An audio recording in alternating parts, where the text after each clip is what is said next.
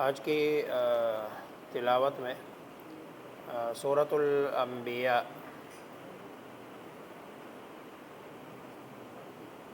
سورۃ المومنون اور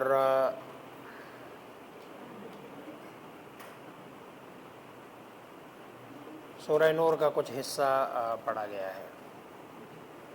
سورۃ الانبیاء کو انبیاء اس لیے کہتے ہیں کہ اس میں بہت سارے انبیاء علیہم الصلاۃ والسلام کے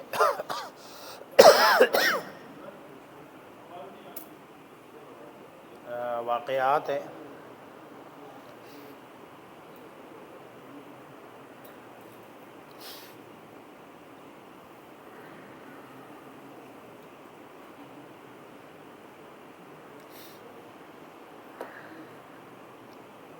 بہت سارے انبیاء علیہم الصلاۃ والسلام کے واقعات ہے قرآن کریم میں۔ سب سے زیادہ انبیاء علیہم الصلاۃ والسلام کا تذکرہ اسی صورت میں ہے، سورۃ الانبیاء میں۔ اس لیے سورت کا نام سورۃ الانبیاء ہے۔ اس میں حضرت ابراہیم علیہ الصلاۃ والسلام کا واقعہ بیان کیا گیا ہے، خصوصاً وہ واقعہ بیان کیا گیا ہے کہ جس میں حضرت ابراہیم علیہ الصلاۃ والسلام نے جب قوم والوں نے انہیں کہا کہ بھئی ہمارا سالانہ میلہ ہوتا ہے، آپ میلے میں ہمارے ساتھ شرکت کریں، تو حضرت ابراہیم علیہ الصلاۃ والسلام نے کہا کہ نہیں، میری تو طبیعت ٹھیک نہیں ہے، میں تو نہیں جا سکتا۔ حضرت ابراہیم علیہ الصلاۃ والسلام پیچھے رہے اور پیچھے رہ کر وہ گئے ہیں جہاں ان کے بت تھے۔ ان بتوں سب کو حضرت ابراہیم علیہ الصلاۃ والسلام نے ان کا سر قلم کر دیا، اور جو ان کے آگے انہوں نے چڑھاوے لیے تھے وہ سارے انہوں نے ادھر ادھر کر دیے۔ پھر جب واپس آئے دیکھا کہ بھئی یہ کیا ہے، ہمارے بتوں کے ساتھ یہ کس نے کیا ہے؟ تو جب انہوں نے ابراہیم علیہ الصلاۃ والسلام کے بارے میں ذہن آیا کہ بھئی ایک وہی تھے جو پیچھے رہ گئے تھے، تو انہوں نے کہا بھئی آپ نے کیا؟ انہوں نے کہا آپ ان سے پوچھ لیں، یہ بتا دیں گے، جن کو تم خدا سمجھتے ہیں یہ اپنا آپ نہیں بچا سکے، بلکہ اپنا آپ بچانا تو دور کی بات ہے، یہ تو بتا بھی نہیں سکتے کہ ہمارے ساتھ یہ معاملہ کس نے کیا۔ لیکن جس کے دل اور دماغ میں کفر اور شرک کی تہ جو ہے نا وہ جم جائے، ظاہری بات ہے ان کو بالکل سامنے کی باتیں بھی اور سامنے کی چیزیں بھی نظر نہیں آتی۔ پھر حضرت ابراہیم علیہ الصلاۃ والسلام کو اسی بنیاد پر آگ میں بھی ڈالا گیا، اور آپ کو اللہ تبارک و تعالیٰ نے آگ میں صحیح سلامت نکالا، اور اللہ تبارک و تعالیٰ نے فرمایا یا نارو کونی بردن و سلاما، ٹھنڈی بھی ہو لیکن ٹھنڈک اتنی زیادہ نہ ہو کہ بسا اوقات ٹھنڈک بھی بندے کے لیے جناب ایسی تکلیف ہوتی ہے کہ تکلیف نہ ہو۔ اس کے بعد حضرت لوط علیہ الصلاۃ والسلام کا واقعہ ہے۔ جناب حضرت ابراہیم کے بھتیجے ہیں یہ حضرت لوط علیہ الصلاۃ والسلام، جس بستی کی طرف بھیجے گئے تھے وہ بستی صدوم کی ہے، اور وہ جن افعال خبیثہ اور برے کہ یہ لوگ عادی تھے، ان میں سب سے زیادہ گندہ جو فعل تھا وہ لواطت کا تھا، اور اس کے علاوہ اور بھی بہت سارے ان کے برے افعال تھے۔ مثلا رہزنی کرتے تھے، راستوں میں بیٹھتے تھے اور ڈاکہ ڈالتے تھے۔ کبوتر بازی یہ بھی قوم لوط کا سب سے بڑا عمل تھا اور جرم تھا۔ اسی طرح جوا کھیلتے تھے، گیمبلر تھے سارے، شراب بھی پیتے تھے، یہ ان کا سب سے بڑا جرم تھا۔ داڑھی کٹوانے کا جرم بھی قوم لوط میں تھا، داڑھی کٹواتے تھے، یہ بھی ان کے جرائم میں سے، ورنہ وہ ویسے مردوں میں داڑھی کٹوانے کا رواج پہلے نہیں تھا۔ اسی طرح سیٹی بجانے کا بھی یہ بھی قوم لوط کا فعل تھا، تالیہ بجانا یہ بھی قوم لوط کا فعل تھا، اور ریشمی کپڑے پہننا، یہ ساری برائیاں تھیں ان کے اندر۔ وہ عام طور پر تو ایک ہی برائی بیان کی جاتی ہے، لیکن اس ایک برائی کے پیچھے یہ ساری برائیاں تھی۔ اللہ تبارک و تعالیٰ نے ان کو بھی ہلاک کر دیا، برباد کر دیا۔ پھر حضرت نوح علیہ الصلاۃ والسلام کا واقعہ ہے، ان کو اللہ نے طویل عمر دی، اور اللہ تبارک و تعالیٰ کی راہ میں صبر و تحمل کرنے کی وجہ سے شیخ الانبیاء علیہم الصلاۃ والسلام کہلائے۔ 950 سال انہوں نے تو دعوت جو ہے نا کا فریضہ سر انجام دیا۔ حضرت داؤد علیہ الصلاۃ والسلام، سلیمان علیہ الصلاۃ والسلام کا واقعہ ہے، یہ دونوں باپ بیٹے ہیں، دونوں نبی ہے، بادشاہ بھی ہے، روحانی اور مادی دونوں طرح کی نعمتوں سے اللہ تبارک و تعالی نے انہیں نوازا تھا۔ اور جنگ سے بچاؤ کے لیے حضرت داؤد علیہ الصلاۃ والسلام زر خود بناتے تھے، اور اللہ تبارک و تعالی نے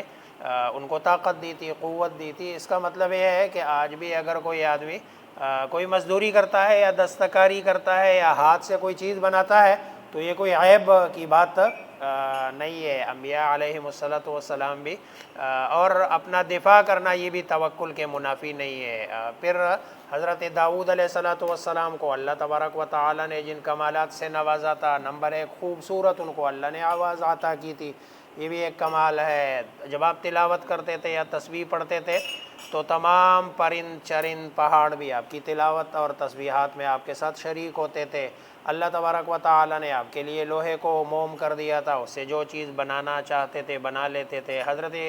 سلیمان علیہ الصلاۃ والسلام کو جو خاص کمالات اللہ نے عطا کیے تھے، ایک تو ان کے لیے ہوا کو اللہ نے مسخر کیا تھا، ان کے لیے جنات کو بھی مسخر کر دیا تھا، جنات سے جو کام بھی وہ لینا چاہتے تھے لے سکتے تھے۔ اسی طرح پرندوں کی بولی اللہ تبارک و تعالی نے آپ کو سمجھا دی تھی، فیصلہ کرنے کی اللہ نے بہت اعلیٰ قوت عطا فرمائی تھی۔ آگے حضرت ایوب علیہ الصلاۃ والسلام کا واقعہ ہے، جنہیں مصائب و آلام کے ذریعے سے آزمایا گیا اور انہوں نے ایسے صبر کا مظاہرہ کیا کہ ان کا صبر ضرب المثل بن گیا۔ اب اگر کوئی آدمی صبر کی مثال دیتا ہے تو کہتا ہے صبر ایوب، کہ ایوب علیہ الصلاۃ والسلام کا جنا صبر۔ ایک تو حضرت ایوب علیہ الصلاۃ والسلام پر 3 ابتلا اور 3 آزمائشیں آئی ہے۔ نمبر 1 مال سارا گیا جو اللہ نے دیا تھا، نمبر 2 اولاد ساری مر گئی، نمبر 3 بدن میں بیماری جنا آ گئی ہے، سوائے بیوی کے سب نے چھوڑ دیا اور شماتت کرنے لگے۔ اس پر یہ جو حضرت ایوب علیہ الصلاۃ والسلام کی بیماری کے بارے میں بعض لوگ کہتے ہیں کہ بھئی مطلب ہے ان کے جسم پر ایسی بیماری آئی کہ ان میں مطلب ہے کیڑے پڑنے لگے، یہ بات جو ہے نا مناسب نہیں ہے۔ ظاہری بات ہے بیماری ہے اللہ کی طرف سے، لیکن ایسی بیماری جو ہے نا وہ اللہ تبارک و تعالیٰ اپنے نبی پر نہیں لاتے ہیں کہ جس سے مطلب ہے لوگوں کو نعوذ باللہ گن آئے۔ اس لیے یہ اسرائیلیات میں سے کچھ چیزیں جو بڑا چڑھا کے جو ہے نا وہ حضرت ایوب علیہ الصلاۃ والسلام کے بارے میں پیش کی جاتی رہی۔ مال لیا اللہ نے، اولاد لے لی اللہ تبارک و تعالیٰ نے، بیماری بھی آئی لیکن آپ صبر جو ہے نا کرتے رہے۔ صحیح بخاری کی روایت ہے، رسول اللہ صلی اللہ علیہ وسلم نے فرمایا کہ ایوب علیہ الصلاۃ والسلام ایک دن غسل فرما رہے تھے، اللہ تبارک و تعالیٰ نے اوپر سے سونے کی ٹھڈیاں برسائی ہے ان کے اوپر۔ ایوب علیہ الصلاۃ والسلام ان کو اپنے کپڑے میں جمع کرنے لگے اور جو ہے نا اللہ نے فرمایا ایوب کیا میں نے تجھ کو اس چیز سے غنی نہیں کیا، مستغنی نہیں کیا جس کو تو دیکھتا ہے؟ تو عرض کیا اے اللہ میں مستغنی ہوں لیکن مجھے تیری برکت سے غنا نہیں ہے، چونکہ یہ برکت تیری طرف سے آ رہی ہے اس لیے میں اس کو سمیٹ رہا ہوں۔ حضرت یونس علیہ الصلاۃ والسلام کا واقعہ ہے، ان کو اللہ تبارک و تعالیٰ نے نینوا کی طرف جو موصل کے مضافات میں ایک شہر ہے وہاں مبعوث فرمایا۔ یونس علیہ الصلاۃ والسلام کے قوم بھی بت پرستی کرتے تھے، آپ نے حق کی طرف ان کو بلایا، وہ نہیں مانے، چنانچہ روز بروز ان کا جو ہے نا عناد تمرد بڑھتا رہا۔ حضرت یونس علیہ الصلاۃ والسلام آخرکار خفا ہو کر ان سے نکل گئے، ادھر پیچھے قوم والے سب جمع ہو کر انہوں نے اللہ سے دعا مانگی اور دعا کر کے اللہ تبارک و تعالیٰ کا جو عذاب آنا تھا وہ ٹل گیا۔ پھر حضرت یونس علیہ الصلاۃ والسلام جو ہے نا گئے ہیں مچھلی کے پیٹ میں، 40 دن رہے ہیں اور جو ہے نا اللہ تبارک و تعالیٰ نے وہاں ان کو اپنی حفاظت میں رکھا۔ جب باہر نکلے تب جب حضرت یونس علیہ الصلاۃ والسلام نے اپنی جو ہے نا خطا کا اعتراف کیا اور یہ دعا کی لا الہ الا انت سبحانک انی کنت من الظالمین، اس کے بعد حضرت اسماعیل علیہ الصلاۃ والسلام ذوالکفل ہے، یہ بھی انبیاء میں سے ہے۔ ادریس علیہ الصلوۃ والسلام ہے، یہ 3 انبیاء یہ ہے، انہوں نے بھی بڑی تکلیفیں اٹھائی ہے، بڑی بڑی جو ہے نا آزمائشوں پر انہوں نے صبر کیا۔ اسماعیل علیہ الصلوۃ والسلام نے ذبح کی تکلیف پر صبر کیا۔ ظاہری بات ہے یہ کوئی آسان کام نہیں، اپنے آپ کو ذبح کرنے کے لیے پیش کرنا اور لیٹ جانا، یہ اس کے لیے بہت بڑے، ہم تو ایک انگلی کٹانے کے روادار نہیں ہے، لیکن ایک بچہ اپنی جان اللہ تبارک و تعالیٰ کو دے رہے ہیں۔ پھر حضرت ادریس علیہ الصلوۃ والسلام ہے، ذوالکفل ہے، اس کے بارے میں اکثر محققین کے ہاں یہ نبی تھے، لیکن بعض کہتے ہیں کہ وہ نبی نہیں تھے، لیکن قرآن کے اس سے تذکرے سے پتہ چل رہا ہے کہ یہ نبی تھے، کیونکہ اللہ تبارک و تعالی نے جہاں اولو العزم انبیاء علیہم الصلوۃ والسلام کا تذکرہ فرمایا، یہاں پر 18 ان میں سے ذوالکفل کا بھی اللہ تبارک و تعالی نے تذکرہ جو ہے نا فرمایا۔ اور یہ جو ہے نا تہجد گزار نبی تھے، اور فقیروں اور مسکینوں کی پرورش اور کفالت کرتے تھے، اس لیے ان کو ذوالکفل کہتے ہیں۔ یہ کفل اصل میں کفالت والا بندہ۔ آگے پھر یاجوج ماجوج کا ہے، جن کا ذکر کل سورہ کہف میں بھی ہو چکا ہے، یہاں ان کا دوبارہ تذکرہ ہوا اور بتایا گیا کہ قیامت کے قریب یاجوج ماجوج کو کھول دیا جائے گا، اور ہل بلندی سے وہ پھدکتے ہوئے جو ہے نا نیچے آئیں گے، اور یہ جو ہے نا یاجوج ماجوج کا خروج بھی یہ علامات قیامت یعنی قرب قیامت کی نشانیوں میں سے ہے۔ پہلے حضرت مسیح علیہ الصلوۃ والسلام آئیں گے، ان کا نزول ہوگا، وہ دجال کو ختم کریں گے، اس کے بعد یاجوج ماجوج کا خروج ہوگا۔ اللہ تبارک و تعالی حضرت مسیح علیہ الصلوۃ والسلام کو پیغام دیں گے کہ انی اخرجت عبادا لا یدان لاحد بقتالہم، میں اب ایک ایسی مخلوق کو بھیجنے والا ہوں کہ کسی کو ان سے لڑنے کی طاقت نہیں ہے، اس لیے آپ ایسے کرو، مسلمانوں کو لے کے آپ سارے کوہ طور پر جو ہے نا لے جاؤ، اور چیدہ چیدہ پرندوں کو بھی، یعنی زیرو، جیسے حضرت نوح علیہ الصلوۃ والسلام نے جو ہے نا وہ سارے ایمان والوں کو اور پھر سارے جانوروں میں سے جو ہے نا 2 جوڑی لے کے گئے تھے، یہ حضرت عیسیٰ علیہ الصلوۃ والسلام ساروں کو کوہ طور پر لے کے جائیں گے۔ چنانچہ یہ یاجوج ماجوج کے بارے میں آتا ہے، تاریخ کی کتابوں میں لکھا ہوا ہے کہ یہ حضرت نوح علیہ الصلوۃ والسلام کے جو بیٹے تھے یافث، حام سام یافث، یہ حضرت نوح علیہ الصلوۃ والسلام کے بیٹے تھے، ان میں یافث کی اولاد میں سے ہے، اور اس مخلوق کی بڑی لمبی جو ہے نا عمریں ہوتی ہے۔ یہ ان میں سے کوئی بندہ اس وقت تک نہیں مرتا جب تک اپنی اولاد میں سے 1000 کی تعداد نہیں دیکھ لیتا، مطلب ہے جب تک ان کے 1000 بچے نہیں پیدا ہوتے ہیں تو جو ہے نا اس وقت تک یہ مرتے نہیں ہے۔ آگے پھر آخر میں اللہ تبارک و تعالی نے جو ہے نا مشرکین اور ان کے اصنام قیامت کے دن دوزخ کا ایندھن بنیں گے اور کوئی کسی کے کام نہیں آ سکے گا۔ پھر آخری آیت میں اے میرے پروردگار حق کے ساتھ فیصلہ کر دے، اور ہمارا پروردگار بڑا مہربان ہے۔ قال رب احکم بالحق وربنا الرحمن المستعان علی ما تصفون۔ آگے سورۃ الحج ہے، مدنی صورت ہے، اور کچھ حصے اس کے مکے کے ہیں، گویا کہ مدنی مکی دونوں اس میں ملی جلی آیات ہے، چونکہ یہ مکہ ہجرت کے آخری ایام میں کچھ نازل ہوئی، اور کچھ مدینہ ہجرت کرنے کے بعد جو ہے نا اس کا نزول ہوا، کیونکہ اس میں جو مسلمانوں کو جہاد کی اجازت دی گئی ہے، اذن للذین یقاتلون بانہم ظلموا۔ اس سے پہلے جتنی بھی آیات ہے فاعفوا واصفحوا، معاف کرو درگزر کرو، معاف کرو درگزر کرو، اب حکم آیا یہ سورہ حج میں ہے، اور ظاہری بات ہے اجازت کب ملی ہے؟ یہ سن 2 ہجری جب آپ صلی اللہ علیہ وسلم بدر میں گئے ہیں، تو تب جا کے اجازت ملی، تو آپ بدر میں گئے ہیں لڑنے کے لیے۔ تو یہ جو ہے نا کچھ مکی ہے، کچھ جو ہے نا اس میں جو سب سے پہلی آیت ہے قیامت کا تذکرہ ہے، ان زلزلۃ الساعۃ شیء عظیم، کہ قیامت کا جو زلزلہ ہوگا وہ بہت جو ہے نا عجیب و غریب ہوگا، اور وہ عجیب و غریب کیسے ہوگا کہ جو ہے نا وہاں ماں اپنے بچے کو جس کے ساتھ وہ محبت بھی کرتی ہے، پیار بھی کرتی ہے، وہ بھول جائے گی کہ اس کو دودھ پلانا ہے، اس کو رکھنا ہے، وہ رو رہا ہے، یہ سارا کچھ جو ہے نا پھر انسان کی تخلیق کے مراحل بتا دیے، انسان کی تخلیق کے مختلف مراحل ہے، اور انسان اپنی پیدائش اور تکوین کے 7 مراحل پر ہے۔ پہلا مرحلہ مٹی ہے۔ انسانوں کے باپ حضرت آدم علیہ السلام کو اللہ تبارک و تعالی نے بلا واسطہ مٹی سے پیدا کیا، اور بالواسطہ ہر انسان کو مٹی سے بہرحال کہیں نہ کہیں تعلق ہے۔ دوسرا مرحلہ، ہر انسان منی اور نطفے سے پیدا ہوتا ہے۔ منی خون سے، خون غذا سے، غذا مٹی سے پیدا ہوتی ہے۔ منی اور نطفے کے درمیان زندگی کا راز پوشیدہ ہے۔ نمبر 3، تیسرے مرحلے میں یہ خون کا لوتڑا بنتا ہے، اور چوتھے مرحلے میں یہ بوٹی بنتی ہے جس کی بناوٹ کامل بھی ہوتی ہے اور ناقص بھی ہوتی ہے۔ پانچویں مرحلے میں بچہ پیدا ہوتا ہے جو کہ حواس کے اعتبار سے وہ کمزور ہوتا ہے، ماں باپ کا محتاج ہوتا ہے، اور چھٹے مرحلے میں وہ جوان ہو جاتا ہے اور قوت اور عقل کے اعتبار سے کمال تک پہنچتا ہے، اور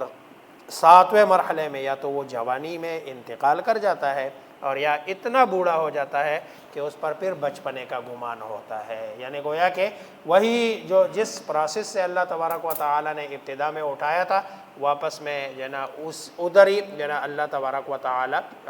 لے آتے ہیں۔ صحیح بخاری کی روایت ہے، ان مراحل کو رسول اللہ صلی اللہ علیہ وسلم نے تفصیل سے ارشاد فرمایا۔ انسان کا مادہ 40 دن تک رحم مادر میں رہتا ہے، پھر 40 دن کے بعد علقہ یعنی جمع ہوا خون بن جاتا ہے، پھر 40 ہی دن کے بعد مضغہ یعنی گوشت بنتا ہے، اور پھر اس کے بعد اللہ تبارک و تعالیٰ کی طرف سے 40 وہ یہ 4 مہینے کا پروسیس ہے۔ اس کے بعد پھر اس میں جان ڈالی جاتی ہے، اللہ کی طرف سے ایک فرشتہ آتا ہے، اور وہ فرشتہ اس میں روح پھونک دیتا ہے، اور اس بچے سے متعلق 4 باتیں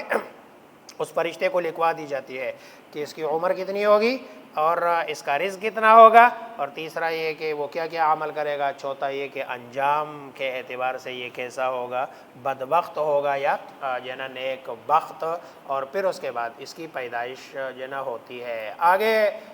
جو قیامت کا تذکرہ ہے کہ لا ریب فیہا، اس میں کوئی شک نہیں ہے، وَأَنَّ اللَّهَ يَبْعَثُ مَن فِي الْقُبُورِ، اور قبروں میں جتنے بھی لوگ ہیں اللہ تبارک و تعالی دوبارہ ان کو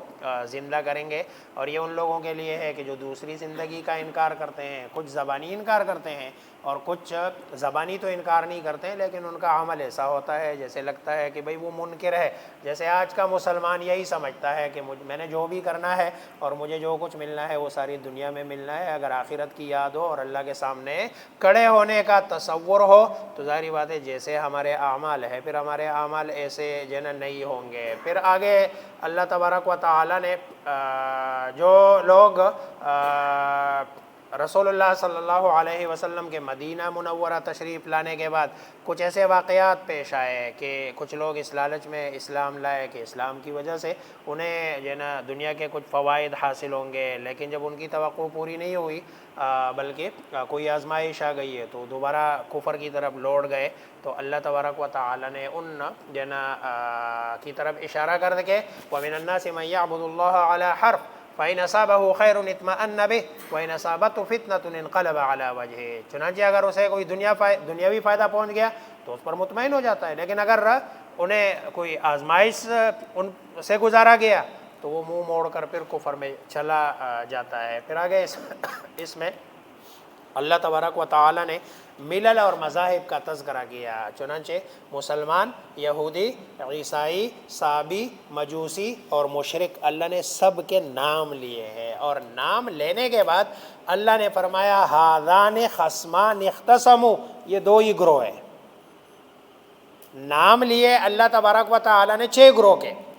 مسلمان اور یہودی یہ سارے، لیکن اللہ آگے فرماتے ہیں ھذان خصمان اختصموا، اس کا مطلب ہے کہ مسلمان ایک گروہ اور یہ باقی اس کے مقابلے میں سارے کے سارے کیا ہے، ایک گروہ، جس کو رسول اللہ صلی اللہ علیہ وسلم ان الفاظ سے فرما رہے الکفر ملت واحدہ، کہ کفر سارا کا سارا کیا ہے، ایک ملت ہے۔ ہندو، یہودی، مجوسی یہ سب جو ہے نا مسلمانوں کے دشمن ہے، اور ان کا کسی کا بھی جو ہے نا اللہ تبارک و تعالی پر یقین نہیں ہے اور مسلمانوں سے محبت نہیں ہے۔ پھر حضرت ابراہیم علیہ السلام کو ہدایت کی ہے کہ جو ہے نا اللہ تبارک و تعالی نے ابراہیم علیہ السلام کو بیت اللہ میں ٹھہرنے کی ہدایت کی ہے کہ وہاں ٹھہرے اور اللہ تو شریک باللہ شیئا، لیکن وہاں ٹھہر کر اللہ تبارک و تعالی کے ساتھ کسی کو شریک نہیں ٹھہرانا۔ علماء نے لکھا ہے کہ بیت اللہ کی تعمیر 10 بار ہوئی۔ نمبر 1 ملائکہ نے کی ہے، دوسری دفعہ حضرت آدم علیہ السلام نے کی ہے، تیسری مرتبہ حضرت شیث علیہ السلام نے کی ہے، چوتھی مرتبہ حضرت ابراہیم علیہ السلام نے کی ہے، پانچویں مرتبہ قوم عمالقہ نے کی ہے، چھٹی مرتبہ حارث جرہمی نے کی ہے، اور ساتویں مرتبہ قریش کے جو موری تھے اعلیٰ تھے قصی انہوں نے کی ہے، اور آٹھویں مرتبہ قریش مکہ نے کی ہے۔ یہ رسول اللہ صلی اللہ علیہ وسلم کے زمانے میں ہوئی، جس میں رسول اللہ صلی اللہ علیہ وسلم حجر اسود پر جو تنازع ہوا تھا، آپ صلی اللہ علیہ وسلم کے حسن معاملے سے اس کو کیا کر دیا تھا، حل کر دیا تھا۔ اور 9ویں مرتبہ یہ عبداللہ ابن زبیر نے اس کی تعمیر کی رضی اللہ تعالی عنہ، اور 10ویں مرتبہ حجاج ابن یوسف نے اس کو تعمیر کیا تھا۔ یہ 10 تعمیریں ہیں جو بیت اللہ کی ہوئی ہے۔ پھر اللہ تبارک و تعالیٰ کے جو محارم ہے اس کی تعظیم کرنے کا حکم ہے، اور محارم کیا ہے؟ ظاہری بات ہے چونکہ بیت اللہ کا تذکرہ ہے تو بیت اللہ، پھر بیت اللہ سے جس جگہ کی نسبت ہے، اور بیت اللہ سے نسبت ظاہری بات ہے ہر مسجد کی ہے جہاں اللہ تبارک و تعالیٰ کے بارگاہ میں بندہ سجدہ کرتا ہے، تو یہ شعائر اللہ ہے۔ پھر بیت اللہ چونکہ بندہ قربانی لے کے جاتا ہے اس کو بھی شعائر اللہ کہتے ہیں، اور یہ قربانی کا جانور ہے، اس کی بھی عزت ہے، حرمت ہے۔ اور جو بندہ اللہ تبارک و تعالیٰ کے حرمات کی تعظیم نہیں کرتا تو ظاہری بات ہے اللہ تبارک و تعالیٰ کے ہاں ان کے لیے بہت سخت عذاب ہے۔ اور جو اللہ تبارک و تعالیٰ کے شعائر کی تعظیم کرتا ہے اس کے لیے 4 علامات بتا دیے مومنین کے لیے۔ پہلی یہ بتائی اللہ کا خوف ہے، مصائب پر صبر ہے، نماز کی پابندی ہے، اور دوسرے مسلمانوں پر اور نیک مصارف پر خرچ کرنا ہے۔ پھر ایمان والوں کا ایک اور تذکرہ کیا کہ جب ان کے سامنے اللہ کا ذکر کیا جائے وجلت قلوبہم، تو ان کے دل لرز جاتے ہیں، رعب طاری ہو جاتا ہے۔ اور پھر آگے تقوی کا ہے کہ بھئی یہ جو قربانی آپ لوگ کرتے ہو تو قربانی میں اللہ تبارک و تعالیٰ کے ہاں نہ خون پہنچتا ہے، نہ چمڑا، نہ کوئی اور چیز، بلکہ اللہ تبارک و تعالیٰ کو تو تقوی دینا ہے۔ پھر آگے 70 آیات کے بعد یہ جو پہلی آیت ہے جس میں ہے اذن للذین یقاتلون بانہم ظلموا، اب ظلم کی حد ہو گئی ہے، تم ظلم سہتے رہے، اب اللہ کی طرف سے تمہیں لڑنے کی اجازت ملی، اور اس اجازت کے بعد پھر رسول اللہ صلی اللہ علیہ وسلم سب سے پہلے بدر کے میدان میں اترے، اور اتر کے پھر آپ صلی اللہ علیہ وسلم چلتے گئے یہاں تک کہ مکہ جناب صلی اللہ علیہ وسلم نے فتح کیا۔ پھر آگے مقصد بعث بتا دیا، پھر شیطان کے طریقے بتا دیے، پھر تشریعی احکام پر سورت کا اختتام کیا گیا ہے۔ آگے سورۃ المومنون ہے۔ سورۃ المومنون کے ابتدائی جو 10 ایمان والوں کے اوصاف ذکر کیے گئے ہیں، اور پہلا جو وصف ہے کہ قد افلح المؤمنون، کہ ایمان والے یہ کامیاب ہے۔ اب کون کون سے صفات ہے؟ نمبر 1 سچا ایمان والا جو ریا اور نفاق سے پاک ہو اور ریاکاری نہ کرتا ہو۔ نمبر 2 نماز میں خشوع کرتا ہو، یعنی اللہ کے سامنے عاجزی اور خوف کے ساتھ کھڑے ہو۔ نمبر 3 لغو باتوں سے اعراض کرتا ہو، یعنی ہر ایسا قول اور فعل جس کا کوئی فائدہ نہ ہو وہ لغو ہے۔ آج کل معاشرے میں بہت ساری چیزیں ہیں کہ جو لغویات کے زمرے میں آتی ہے۔ نمبر 4 کامل طریقے سے زکوٰۃ کی ادائیگی کا حکم ہے، گویا حقوق اللہ کے بعد اب حقوق العباد کے خیال رکھنے کا ہے۔ پھر زنا اور فحش کاموں سے اجتناب کرتا ہے، اور امانتوں کی حفاظت کرتے ہیں اور وعدے پورے کرتے ہیں، نمازوں کی حفاظت کرتے ہیں، وقت کا خیال رکھتے ہیں، اور ارکان و آداب کا رعایت بھی رکھتے ہیں۔ فرمایا یہ ایمان والے ہیں اور یہی کیا ہے؟ کامیاب ہے حقیقی معنوں میں۔ پھر آگے شکم مادر میں انسانی وجود کے جو 7 مراحل ہے وہ ادھر بھی ذکر کیے گئے ہیں جو پیچھے ذکر کیے تھے۔ پھر اللہ تبارک و تعالیٰ فرماتے ہیں انسان کے وجود پر دلائل بیان کرنے کے بعد 3 قسم کے تکوینی دلائل بیان کیے۔ نمبر 1 وَلَقَدْ خَلَقْنَا فَوْقَكُمْ 7 طَرَائِقَ، کہ اللہ تبارک و تعالیٰ نے 7 آسمان اور اس کے اندر جو عجیب مخلوقات ہیں ان کی اللہ نے تخلیق کی ہے، بارش کا برسانا، اس کے ذریعے مختلف غلجات پلوں کا اگانا، اور چوپایوں اس کے اندر دودھ، گوشت، سواری، باربرداری جیسے منافع کا پیدا کرنا، یہ سب اللہ تبارک و تعالیٰ کے تکوینی جو ہے نا دلائل ہے ان کے وجود پر۔ پھر بعد انبیاء علیہم السلام کے واقعات ہے، اور ان واقعات میں جو ہے نا حضرت نوح علیہ السلام، ہود علیہ السلام، صالح، موسیٰ، ہارون، حضرت عیسیٰ ابن مریم رضی اللہ تعالیٰ عنہ کے واقعات بیان کیے گئے ہیں۔ پھر آگے جو ہے نا ان تمام انبیاء علیہم السلام کے بارے میں بتایا کہ ان کی ایک ہی دعوت، ایک ہی پروگرام، ایک ہی مقصد تھا، اور جو ہے نا ایسا محسوس ہوتا ہے کہ یہ سب ایک زمانے میں اور ایک ہی ملک میں مبعوث ہوئے تھے، لیکن انبیاء کے جانے کے بعد ان کے جو امتی تھے وہ مختلف فرقوں میں بٹ گئے اور گروہوں میں تقسیم ہو گئے، ہر گروہ اپنے خیال میں اور اپنی خیالات میں مست ہے، مدہوش ہے، اور اب جو ہے نا آج مسلمان جو ایک نبی کے امتی ہے لیکن وہ آج ایک نہیں ہے، کوئی کس فرقے کا، کوئی کس فرقے کا، کوئی کس فرقے کا، حالانکہ قرآن بھی ایک ہے، قبلہ بھی ایک ہے، نبی بھی ایک ہے، صحابہ بھی ایک ہے، اور ساری چیزیں ایک ہے، لیکن بس ایک بات ہے کہ مسلمان ایک نہیں ہے، حالانکہ سارا کفر مسلمان کے خلاف جو ہے نا ہے۔ پھر آگے چار جو ہے نا نمایاں صفات ذکر کیے گئے ہیں نیک بندوں کے لیے۔ پہلی صفت یہ ہے کہ وہ اللہ کے عذاب سے ڈرتے ہیں، ان الذین هم من خشیۃ ربهم مشفقون، اور دوسری صفت یہ ہے کہ وہ اللہ کی تکوینی اور تشریعی آیات پر ایمان رکھتے ہیں، اور تیسری صفت یہ ہے ریا سے بچتے ہیں، اور ہر عمل خالص اللہ کی رضا کے لیے کرتے ہیں، اور چوتھی صفت یہ ہے کہ انہیں صفت احسان حاصل ہوتی ہے، اور احسان کی صفت یہ ہے کہ نیک عمل بھی کرتے ہیں اور ساتھ میں اللہ تبارک و تعالیٰ سے ڈرتے بھی ہے۔ پھر آگے جو ہے نا جو بدنصیب لوگ ہیں جو ہے نا ان کے استہزاء اور سرکشی کے تین اسباب بیان کیے گئے ہیں۔ نمبر ایک، عقل استعمال نہیں کرتے بلکہ قرآن میں تدبر کیے بغیر اس کے ساتھ مذاق کرتے ہیں، ٹٹا کرتے ہیں، اس کا استہزاء اور اس کا مذاق اڑاتے ہیں۔ دوسرا یہ کہ وہ محض ضد اور عناد کی وجہ سے اللہ تبارک و تعالیٰ کے رسول صلی اللہ علیہ وسلم کو جھٹلاتے ہیں، اور